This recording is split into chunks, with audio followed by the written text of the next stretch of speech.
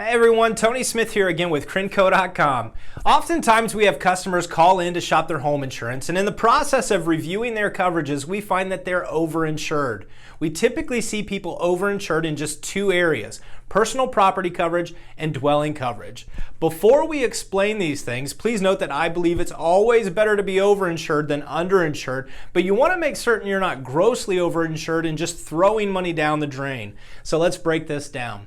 Your dwelling coverage is the amount of insurance you have on your home to rebuild your home if the worst case scenario happens and you sustained a total loss. Keep in mind that this coverage is not how much your home is worth. Insurance companies don't insure the market value of your home, but instead insure the cost to rebuild the home, and this amount doesn't include the land value. The most frequent occurrence we see of homes being overinsured is when the initial policy has an inflation guard and the customer has been with the same carrier for a long period of time. In some situations, we'll see the dwelling coverage far outpace the increasing cost of labor and materials, resulting in a significantly overinsured home.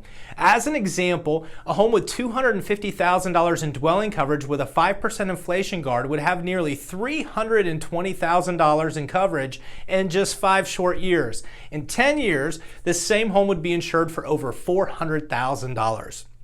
Shifting gears now, your personal property coverage is the amount of insurance you have for personal belongings in the home which are not attached to the home.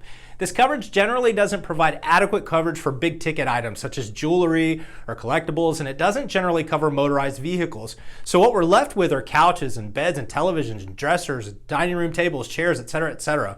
The home insurance policy will generally provide automatic coverage for your personal property in an amount equal to 50% of your dwelling coverage. So if you have that $250,000 in dwelling coverage, your policy typically will cover up to $125,000 for personal property automatically if you don't address this coverage.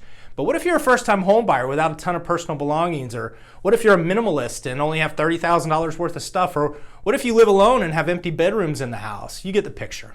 So what should you do?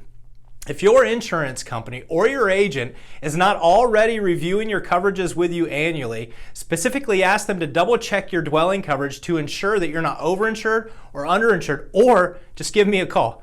And second, do an inventory of your personal belongings and calculate how much it would cost you to replace all of these items with new ones. Compare that amount to your personal property coverage. If you're overinsured, pick up the phone and call me, because I'd like to see if we could save you some money. Want to see what insurance rates look like in your area? Get a quote online at shoppitnow.crinco.com or give me a call at 321-586-3754. Crinco.com, insurance simplified.